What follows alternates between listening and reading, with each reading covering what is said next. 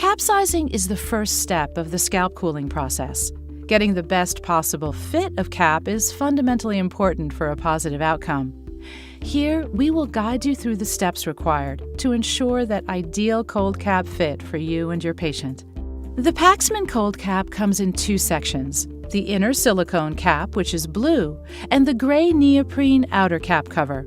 There are three sizes of cap and cover: small, medium, and large.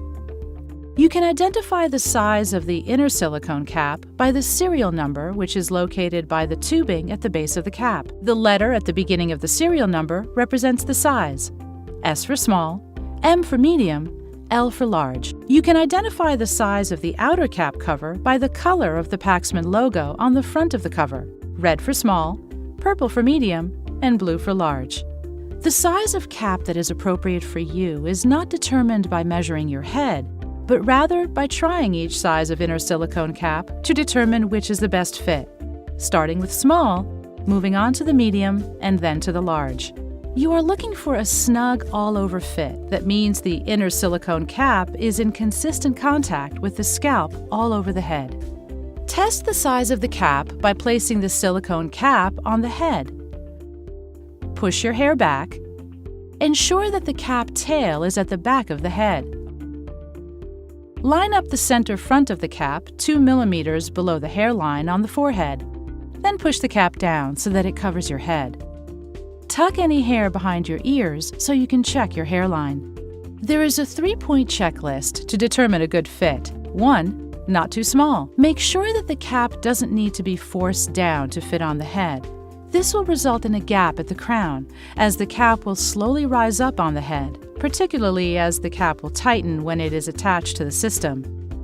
If there is a gap at the crown, there will be a feeling of movement or bounce if you press down on the cap. It is vitally important that there is contact between the cap and your crown to avoid hair loss. 2. Cover the hairline.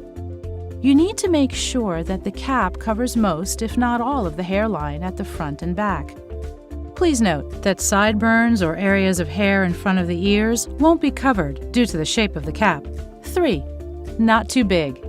You can tell if a cap is too big if it can be moved around easily on the head, or if there are large gaps at the back or sides between the scalp and the cap.